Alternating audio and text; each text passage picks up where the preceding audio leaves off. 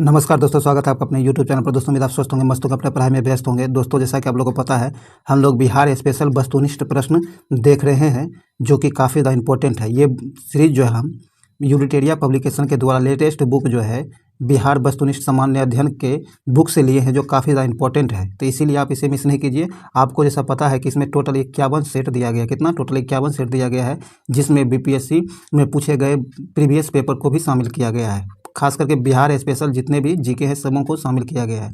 तो ये जो है BPSC सिविल सर्विसेज, PPSC शिक्षक या फिर बिहार से रिलेटेड जितने भी एग्जाम हो रहे हैं, आजकल तो देखा जा रहा है कि बिहार पुलिस जो है उसमें भी बिहार स्पेशल से क्वेश्चन पूछे जा रहे हैं। तो इसीलिए ये काफ़ी ज़्यादा इंपॉर्टेंट होने वाला है। तो इन सीरीज को जरूर शुरू से लेकर अंत तक देखा कीजिए, और इस वीडियो को शुरू से अंत तक देखिए। इससे पहले जो है आज जो है ये 7 नंबर का टेस्ट है। इससे पहले 6 टेस्ट हो चुका है। अगर आप नहीं देख पाए हैं तो उसके प्लेलिस्ट का लिंक जो है डिस्क्रिप्शन में दे दिया गया, उसे जाकर जरूर देखिए ताकि आपको इसका फ़ायदा मिल सके। तो चलिए, हम लोग ज़्यादा टाइम नहीं गवाते हैं और इस सीरीज को आज शुरू करते हैं। दोस्तों, इस सीरीज को शुरू से अंत तक जरूर देखिएगा, बीच में छोड़ के नहीं जाइएगा, शुरू से अंत तक देखिए ताकि इसका फ़ायदा आपको मिल सके। तो चलिए, हम लोग आज के पहले क्वेश्चन को शुरू करते हैं। कहता बिहार मानवाधिकार आयोग का गठन कब किया गया? बिहार मानवाधिकार आयोग जो है इसका गठन कब किया गया, ये आपको बताना है। तो इसका सही आंसर हो जाएगा आपको 3 जनवरी 2000 को। कब? 3 जनवरी 2000 ईस्वी में जो है बिहार मानवाधिकार आयोग का गठन किया गया था। सी नंबर से आंसर हो जाएगा। आगे कहता राज्य लोक सेवा आयोग के सदस्यों का कार्यकाल होता है। राज्य लोक सेवा आयोग जो है इसके सदस्यों का कार्यकाल कितने वर्ष का होता है? तो ये आपको पता है कि 6 वर्ष का होता है। कितना? 6 वर्ष का इसका कार्यकाल होता है। बी नंबर से आंसर हो जाएगा। आगे कहता है नवादा, अरवल तथा जहानाबाद किस प्रमंडल के अंतर्गत आते हैं? कहता है नवादा, अरवल और जहानाबाद जिला जो है ये किस प्रमंडल के अंतर्गत आते हैं, ये आपको बताना है। तो यहाँ आपको मगध प्रमंडल हो जाएगा। मगध प्रमंडल बी नंबर से आंसर हो जाएगा। तो आप कमेंट बॉक्स में ये बताइए कि वर्तमान में प्रमंडलों की संख्या कितनी है, ये आप कमेंट बॉक्स में जरूर बताइए। कमेंट किया कीजिए आप, ताकि हमें भी मोटिवेशन मिले आप लोगों के लिए अच्छे से अच्छे वीडियो लाने के लिए। चलिए आगे बढ़ते हैं। कहता किसी राज्य का उच्चतम विधि अधिकारी कौन होता है? कहता कोई भी राज्य जो है उसके उच्चतम विधि अधिकारी कौन होता है? इसका सही आंसर आपको हो जाएगा महाधिवक्ता। कौन? महाधिवक्ता जो है किसी राज्य का उच्चतम विधि अधिकारी होता है। तो सी नंबर से आंसर हो जाएगा।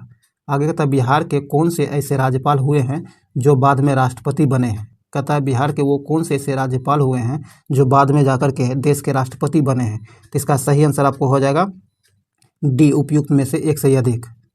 डी नंबर यहाँ सही आंसर हो जाएगा। तो अब इसमें कौन कौन ऐसे बिहार के राज्यपाल हुए हैं जो बाद में राष्ट्रपति हुए हैं? तो ये आपको पता है, पहला थे जाकिर हुसैन। को पहला थे जाकिर हुसैन, और बाद में लेटेस्ट में आपको पता ही है रामनाथ कोविंद राष्ट्रपति होने से पहले जो है आपको बिहार के राज्यपाल थे। तो ए और बी दोनों ऐसे, जाकिर हुसैन और रामनाथ कोविंद, ये दोनों ऐसे बिहार के राज्यपाल हुए हैं जो आगे चल करके देश के राष्ट्रपति बने हैं। तो डी नंबर से आंसर हो जाएगा सॉरी दोस्तों, डी नंबर से आंसर हो जाएगा उपयुक्त में एक से अधिक।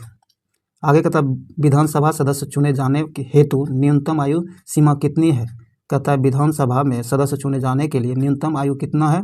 इसका सही आंसर आपको हो जाएगा 25 वर्ष। कितना? 25 वर्ष। सी नंबर से आंसर हो जाएगा। चलिए आगे बढ़ते हैं। आगे कहता है दिए गए विकल्पों में कौन सी शक्तियों या फिर कार्य राज्यपाल को प्राप्त है? तो इसका सही आंसर हो जाएगा आपको उपयुक्त में से एक से अधिक। उपयुक्त में एक से अधिक। तो आपको वित्तीय से रिलेटेड शक्तियाँ भी राज्यपाल के पास है, विधेयी भी है और न्याय संबंधी भी है। तो ये तीनों आपको हो जाएगा। तो उपयुक्त में एक से अधिक, लेकिन आप ध्यान रखिएगा ये तीनों अधिकार जो है राज्यपाल को प्राप्त होता है। तो ये आपको डी नंबर से आंसर हो जाएगा उपयुक्त में से एक से अधिक। आगे कहता सिर्फ जानकारी के लिए रखिएगा तीनों है। आगे कहता बिहार के पहले अल्पसंख्यक मुख्यमंत्री कौन बने? कहता बिहार के वह पहले अल्पसंख्यक मुख्यमंत्री कौन है? तो इसका सही आंसर आपको हो जाएगा अब्दुल गफूर। कौन? अब्दुल गफूर। सी नंबर से आंसर हो जाएगा। आगे कहता है किसी राज्य का संपूर्ण प्रशासन किसके नाम से संचालित किया जाता है? कहता है किसी भी राज्य का संपूर्ण प्रशासन जो होता है किसके नाम से संचालित होता है? तो ये आपको पता ही है कि राज्यपाल के नाम से संचालित होता है। ए नंबर से आंसर होगा राज्यपाल। चलिए आगे बढ़ते हैं हम लोग। आगे कहता है कि राज्य द्वारा वार्षिक वित्तीय ब्यौरा प्रस्तुत करने की बात भारतीय संविधान के किस अनुच्छेद में की जाती है? तो ये जो किया जाता है आपको अनुच्छेद 202 के तहत। ए नंबर से आंसर अनुच्छेद 202 के तहत। चलिए आगे बढ़ते हैं हम लोग। दोस्तों ये वीडियो आप शुरू तक जरूर देखिए, और आपको लग रहा हो कि आपके लिए यूजफुल है तो इसे लाइक कर दीजिए, शेयर जरूर कीजिए। और अपने दोस्तों के साथ शेयर कीजिए। अभी तक चैनल पर नए हैं तो चैनल को सब्सक्राइब करके घंटी दबा लीजिए ताकि आने वाले वीडियो का नोटिफिकेशन आपको आसानी से मिल सके। चलिए आगे बढ़ते हैं। आगे का 73वां संविधान संशोधन को कब संपूर्ण देश में लागू किया गया था? कहता 73वां संविधान संशोधन जो हुआ है ये आपको कब जो है पूरे देश में लागू किया गया था? तो इसका सही आंसर आपको हो जाएगा 24 अप्रैल 1993 को पूरे देश में लागू कर दिया गया था। तो बी नंबर से आंसर हो जाएगा। आगे था बिहार का कुल क्षेत्रफल भारत के कुल क्षेत्रफल का कितना प्रतिशत है? ध्यान रखिएगा, कुल प्रतिशत में पूछ रहा है। देश के कुल क्षेत्रफल का कितना प्रतिशत बिहार का क्षेत्रफल है? तो इसका सही आंसर आपको हो जाएगा 2.86%। सी नंबर से आंसर हो जाएगा। और बिहार का क्षेत्रफल आपको कितना है? 94,163 वर्ग किलोमीटर जो है बिहार का टोटल क्षेत्रफल है। चलिए आगे बढ़ते हैं। और ये जो है आपको क्षेत्रफल बीपीएससी के अंदर पूछा गया, बिहार का क्षेत्रफल, ध्यान रखिएगा। आगे का था दिए गए विकल्प में से कौन सा जिला नेपाल तथा उत्तर प्रदेश के साथ सीमा साझा करता है? इसी तरह का क्वेश्चन आपको पिछले टेस्ट में भी कराया गया है। तो मैप की जानकारी होनी चाहिए। तो हम पालन कर रहे हैं, तैयार कर रहे हैं मैप से रिलेटेड, सारे बिहार से रिलेटेड मैप पर आधारित सारे क्वेश्चन को एक जगह लाकर मैप के थ्रू आपको बताया जाए। इसके लिए चैनल से जुड़े रहिए ताकि जब भी लाया जाए तो उसका नोटिफिकेशन आपको मिल सके। तो यहाँ पूछा है वह कौन सा बिहार का जिला है जो नेपाल और उत्तर प्रदेश दोनों के साथ सीमा साझा करता है? तो आपको पता होना चाहिए कि ये आपको पश्चिमी चंपारण हो जाएगा। कौन? पश्चिमी चंपारण हो जाएगा। तो ए नंबर से आंसर हो जाएगा। चलिए आगे बढ़ते हैं। कहता है ग्रीष्म ऋतु में सामान्यतः किस जिले का तापमान सर्वाधिक होता है? कहता है ग्रीष्म ऋतु में सर्वाधिक तापमान बिहार के किस जिले का होता है? तो इसका सही आंसर हो जाएगा आपको गया का। तो गया एक ऐसा जिला है जहाँ सर्वाधिक ठंड भी पड़ता है और सर्वाधिक गर्मी भी पड़ती है। तो यहाँ आपको ए नंबर से आंसर हो जाएगा। और आपसे पूछे कि बिहार का सर्वाधिक वर्षा वाला जिला कौन है? तो किशनगंज हो जाएगा। चलिए आगे बढ़ते हैं हम लोग। यहाँ आपको गया होगा, ये ध्यान रखिएगा। आगे कहता है रेत एवं कंकर युक्त बलथर मिट्टी किस क्षेत्र में सर्वाधिक पाई जाती है? तो ये जो पाया जाता है ये पाया जाता है आपको कैमूर में। कहाँ? कैमूर में। बी नंबर से आंसर होगा कैमूर। आगे कहता है कोसी नदी, क्या कोसी नदी को किस स्थान पर गंगा नदी से मिलती है? कहता है कोसी नदी जो है गंगा नदी से किस जगह पर मिलता है? तो ये आपको सही आंसर हो जाएगा कुर्सेला। कहाँ? कुर्सेला। सी नंबर से आंसर हो जाएगा कुर्सेला। अगर आपको डिस्ट्रिक्ट दे देगा तो भागलपुर देगा, ये ध्यान रखिएगा। तो यहाँ कुर्सेला सही आंसर हो जाएगा। आगे कहता है दक्षिण बिहार में किस नदी को हिरण्यवाह के नाम से जाना जाता है? तो इसका सही आंसर आपको हो जाएगा सोन नदी को। किसे? सोन नदी को हिरण्यवाह के नदी के नाम से भी जाना जाता है। आगे कहता है प्रसिद्ध तुतला जलप्रपात कहाँ स्थित है? कहता है प्रसिद्ध तुतला जलप्रपात जो है बिहार के किस जगह में स्थित है? तो इसका सही आंसर हो जाएगा आपको सासाराम में। कहाँ? सासाराम में स्थित है। ए नंबर से आंसर हो जाएगा सासाराम। चलिए आगे कहता है लीची उत्पादन में बिहार का स्थान देश में कौन सा है? कहता है लीची उत्पादन में बिहार का स्थान जो है पूरे देश में कौन सा है? तो ये आपको पता है कि बिहार का स्थान जो है लीची उत्पादन में पूरे देश में प्रथम है। ए नंबर से आंसर होगा प्रथम। आगे कहता है बिहार सरकार द्वारा कृषि रोड मैप 1 की शुरुआत कब की गई थी? बिहार सरकार के द्वारा अभी चौथी कृषि रोड मैप अभी चल रहा है वर्तमान समय में। तो लेकिन पहला रोड कृषि मैप जो लाया गया था ये किस समय में लाया गया था? कृषि रोड मैप पहला। तो इसका सही आंसर आपको हो जाएगा 2008 में। कब? 2008 में। सी नंबर से आंसर हो जाएगा। चलिए आगे कहता है जैविक कृषि को बढ़ावा देने के उद्देश्य से बिहार सरकार द्वारा जैविक कॉरिडोर हेतु कितने जिलों का चयन किया गया है? कहता है जैविक कृषि को बढ़ावा देने के उद्देश्य से बिहार सरकार द्वारा जैविक कॉरिडोर के रूप में कितने जिलों को चयन किया गया है? तो इसका सही आंसर हो जाएगा आपको 13 जिलों को। कितना? 13 जिलों को शामिल किया गया है। सी नंबर से आंसर हो जाएगा। चलिए आगे बढ़ते हैं हम लोग। आगे कहता है सेवक राम तथा गुलास लाल का संबंध बिहार के किस गौरवशाली कला शैली से रहा है? तो इन दोनों का संबंध जो है आपको पटना कलम शैली से। कहाँ? पटना कलम शैली से है। सी नंबर से आंसर हो जाएगा। काफ़ी ज़्यादा इंपॉर्टेंट क्वेश्चन है, पीटी में भी पूछा जाता है और मेंस में भी इससे रिलेटेड क्वेश्चन पूछे जाते हैं। आगे कहता है मखाना अनुसंधान केंद्र स्थित है। मखाना अनुसंधान केंद्र जो है ये बिहार में कहाँ स्थित है? तो इसका सही आंसर हो जाएगा आपको दरभंगा में। कहाँ? दरभंगा में। सी नंबर से आंसर होगा दरभंगा। आगे कहता है 2011 की जनगणना के अनुसार बिहार की कुल साक्षरता दर क्या है? 2011 की जनगणना के अनुसार बिहार की कुल साक्षरता दर जो है ये कितना है ये आपको बताना है। तो इसका सही आंसर आपको हो जाएगा 61.8%। कितना? 61.8% है। ए नंबर से आंसर हो जाएगा। चलिए आगे है, आगे कहता है बिहार का सर्वाधिक अनुसूचित जाति की आबादी वाला जिला कौन सा है? कहता है बिहार का वो कौन सा जिला है जहां अनुसूचित जातियों की संख्या सर्वाधिक है? तो इसका सही आंसर हो जाएगा आपको गया। कहाँ? गया में। बी नंबर से आंसर गया। आगे कहता है शेरशाह का मकबरा कहाँ स्थित है? बहुत बार एग्जाम में पूछा गया है, सासाराम। कहाँ? सासाराम। आगे कहता है सिखों के 10वें गुरु गुरु गोविंद सिंह का जन्म कहाँ हुआ था? तो ये आप सबको पता है, पटना में हुआ था, पटना साहिब में। तो यहाँ सही आंसर हो जाएगा पटना।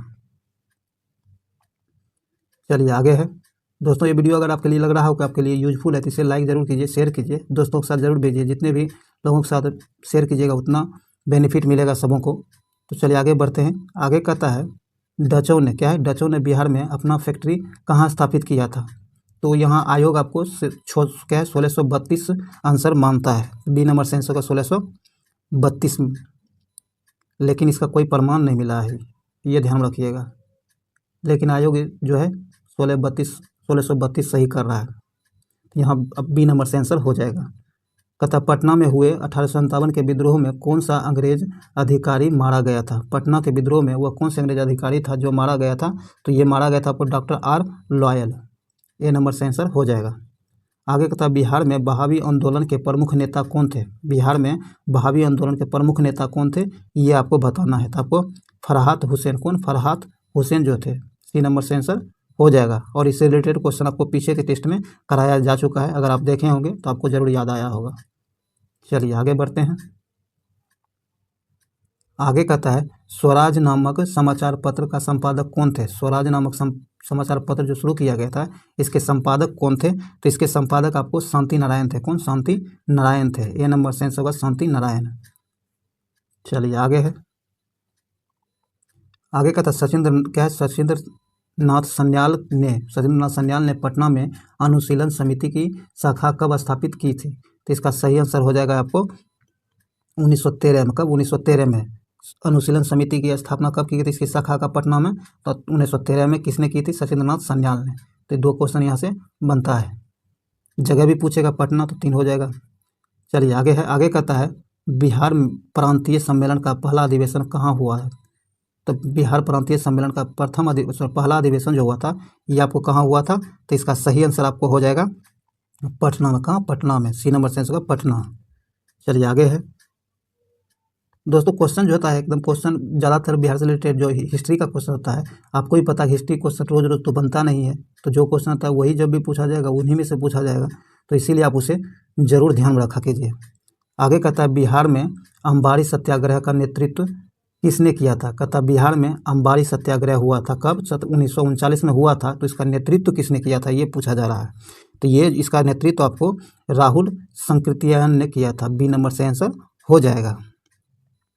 लेकिन ध्यान रखिए अब कब हुआ था तो ये पूछा जा सकता है, तो 1939 में, ये भी ध्यान रखिएगा। चलिए आगे बढ़ते हैं हम लोग। कहता बिहार के किस जिले में गांधी जी ने एक सभा को संबोधित करते हुए कहा कि भारत में जब तक गांव के लोगों की दशा में सुधार नहीं होता है तब तक सच्चा स्वराज नहीं प्राप्त होगा। ये जो है गांधी जी के द्वारा कहा गया था, और ये बिहार में किस जगह पर कहा गया था ये आपको बताना है। तो इसका सही आंसर आपको हो जाएगा मुजफ्फरपुर में कहा गया था गांधी जी के द्वारा। बी नंबर से आंसर होगा मुजफ्फरपुर। देखिए कितना डीप क्वेश्चन जा रहा है। चलिए यहाँ बी नंबर से आंसर हो जाएगा। आगे कहता है कि बिहार के किस व्यक्ति ने खिलाफत आंदोलन का जमकर विरोध किया था? कहता बिहार के वो कौन से व्यक्ति थे जिन्होंने खिलाफत आंदोलन का जो है खुलकर विरोध किया था? तो इसका सही आंसर आपको हो जाएगा उपयुक्त में से एक से अधिक। कौन है उपयुक्त में से एक से अधिक? तो आइए देखते हैं इसमें कौन कौन है। आपको हसन इमाम, कौन? हसन इमाम थे, और सज्जिदानंद सिन्हा, ये दोनों ने मिलकर जो है, और भी लोग थे लेकिन इनमें से तीनों में से ये दोनों हसन इमाम और सज्जिदानंद सिन्हा थे जिन्होंने खिलाफत आंदोलन का विरोध किया था जमकर। चलिए आगे बढ़ते हैं।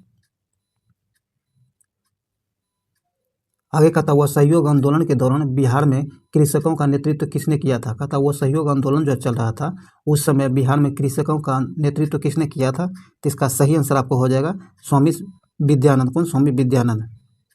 बी नंबर सही आंसर हो जाएगा। और ये आप ये जरूर बताइए कमेंट बॉक्स में, आपको पता होगा कि वह सहयोग आंदोलन कब हुआ था। चलिए आगे कहता है बिहार में किस व्यक्ति के अध्यक्षता में 1928 में हुए सर्वदलीय बैठक में साइमन कमीशन, क्या साइमन कमीशन का बहिष्कार करने का निर्णय लिया गया था। तो इस बैठक की अध्यक्षता किसने की थी? तो इस बैठक की अध्यक्षता जो किया गया था, ये किया गया था सर अली इमाम के द्वारा। किसके द्वारा? सर अली इमाम के द्वारा इसकी अध्यक्षता की गई थी। सी नंबर से आंसर हो जाएगा। आगे कहता है बिहार में नमक सत्याग्रह की रूपरेखा किस व्यक्ति द्वारा तैयार की गई थी? कहता है बिहार में नमक सत्याग्रह जो हो रहा था, इसकी रूपरेखा किस व्यक्ति के द्वारा तैयार किया गया था? तो ये तैयार किया गया था राजेंद्र प्रसाद के द्वारा। ए नंबर से आंसर होगा राजेंद्र प्रसाद। चलिए आगे है। कहता 9 अगस्त 1942 को भारत छोड़ो आंदोलन के विरोध में पटना में निकाले गए जुलूस का नेतृत्व किस महिला द्वारा किया गया था? कहता है 9 अगस्त 1942 में भारत छोड़ो आंदोलन जो शुरू हुआ था, इसके विरोध में जो है पटना में एक रैली निकाली गई थी, जुलूस निकाली गई थी। तो इस जुलूस का नेतृत्व कौन सी महिला कर रही थी, ये आपको बताना है। तो इसका सही आंसर होगा आपको भगवती देवी ने इसका नेतृत्व किया था। ए नंबर से आंसर हो जाएगा। चलिए आगे बढ़ते हम लोग। आगे कहता है बिहार में चौकीदारी, क्या है? बिहार में चौकीदारी कर न देने का अभियान कब शुरू किया गया था? बिहार में चौकीदारी कर नहीं देने का जो है अभियान कब शुरू किया गया था? इसका सही आंसर हो जाएगा आपको 1930 में। कब? 1930 में। सोविनय अवज्ञा आंदोलन चल रहा था उस समय, ये ध्यान रखिएगा। और आपसे पूछ लिया जाता है चौकीदारी कर जो है का विरोध जो है किस अभियान से जुड़ा हुआ था, ये भी पूछता है। आगे कहता है बिहार में 1937 में गठित प्रथम भारतीय मंत्रिमंडल का नेतृत्व किसने किया था? तो इसका सही आंसर आपको हो जाएगा मोहम्मद यूनुस। कौन? मोहम्मद यूनुस। बी नंबर से आंसर हो जाएगा। आगे है बिहार में नील बागान मालिकों द्वारा हुए किसानों के शोषण से किसने महात्मा गांधी को अवगत कराया था? तो इसका सही आंसर हो जाएगा, आपको सबको पता है, राजकुमार शुक्ल ने। सी नंबर से आंसर राजकुमार शुक्ल। चलिए आगे बढ़ते हैं हम लोग। दोस्तों इस वीडियो को लाइक शेयर जरूर कीजिए, मैक्सिमम लोगों तक भेजिए ताकि इसका फ़ायदा मैक्सिमम लोग तक भेजिए। और कमेंट आप जरूर कीजिए, कोई भी क्वेश्चन हो रिलेटेड हो या कोई कमी हो कमेंट कीजिए ताकि हम उसमें सुधार कर सकें और आपके लिए अच्छे से अच्छी वीडियो ला सके जो आपके एग्जाम के लिए काफ़ी ज़्यादा इंपॉर्टेंट हो। और वही वीडियो लाया भी जाता है जो आपको मैक्सिमम कम से कम टाइम में ज़्यादा से ज़्यादा नंबर दिला सके, ऐसा ही वीडियो बनाया जाता है ताकि आपको फ़ायदा मिल सके। तो इसके लिए है आप इतना तो बनता है कि आप चैनल सब्सक्राइब कर लीजिए, घंटी दबा लीजिए, और जब भी नोटिफिकेशन वीडियो अपलोड किया जाएगा तो उसका नोटिफिकेशन आप तक पहुंच जाएगा। आइए, ये कर्नाट वंश है। क्या है? कर्नाट वंश का संस्थापक कौन था? ये क्वेश्चन पीछे भी किया जा चुका है कि कर्नाट वंश जो है इसका संस्थापक कौन था। तो इसका सही आंसर आपको हो जाएगा नान्यदेव। कौन? नान्यदेव। यहाँ ए नंबर से आंसर हो जाएगा। आगे कहता मगध महाजनपद में बिहार के कौन सा जिला शामिल था? कहता मगध जनपद जो है बिहार में मगध जनपद में जो है बिहार के कौन सा जिला सम्मिलित था, ये आपको बताना है। तो इसका सही आंसर आपको हो जाएगा पटना और गया। कौन? पटना और गया जिला जो है मगध जनपद में शामिल था। ए नंबर से आंसर हो जाएगा। आगे कहता किसके द्वारा बिहार का पहला गणतंत्र वैशाली में स्थापित किया गया था? कहता ये क्वेश्चन बहुत बार पूछा गया है कि विश्व का पहला गणतंत्र कहाँ था? वैशाली में। और आपको इसकी शुरुआत जो की गई थी इसकी स्थापना किसके द्वारा किया गया था? तो इसका सही आंसर आपको हो जाएगा लिच्छवी के द्वारा। किसके द्वारा? लिच्छवी के द्वारा। चलिए आगे बढ़ते हम लोग। आगे कहता है कि बिहार के किस जिले से आरंभिक पुरापाषाणकालीन औजार प्राप्त हुए हैं? तो ये प्राप्त हुआ है आपको उपयुक्त में से एक से अधिक जिलों से। जैसे आपको हो जाएगा मुंगेर, सॉरी दोस्तों इसका सही आंसर हो जाएगा एक से अधिक। क्या होगा? एक से अधिक इसका सही आंसर हो जाएगा। चलिए आगे कहता है बिंबिसार। क्या है? बिंबिसार की हत्या उसके पुत्र द्वारा, कहता है बिंबिसार की हत्या उसके पुत्र अजातशत्रु के द्वारा कब किया गया था? ध्यान रखिएगा, अजातशत्रु के द्वारा किया गया था जो उसका पुत्र था। और ये कब किया गया था? तो ये किया गया था 493 ईस्वी पूर्व में। कब? 493 ईस्वी पूर्व में किया गया था। आगे कहता है किस राजा ने पाटलिपुत्र को सर्वप्रथम मगध की राजधानी बनाया था? कहता है वह कौन से राजा थे जिन्होंने पाटलिपुत्र को प्रथम बार मगध की राजधानी बनाया था? इसका सही आंसर आपको हो जाएगा एक नंबर को बिंबिसार। सॉरी दोस्तों, ये उदयन होगा। कौन? उदयन होगा। सॉरी दोस्तों, यहाँ सी नंबर उदयन हो जाएगा। सी नंबर सही आंसर हो जाएगा। और उदयन ने ही पाटलिपुत्र को बसाया भी था, ये ध्यान रखिएगा, आपसे पूछा जाता है ये क्वेश्चन। चलिए आज का आखिरी क्वेश्चन जो काफ़ी ज़्यादा इंपॉर्टेंट है, पूरा सीरीज आपके लिए इंपॉर्टेंट है, इसे लाइक शेयर कर दीजिए। जितने भी व्हाट्सएप ग्रुप या फिर टेलीग्राम ग्रुप है सबों में से शेयर कर दीजिए ताकि मैक्सिमम लोगों तक पहुँच सके।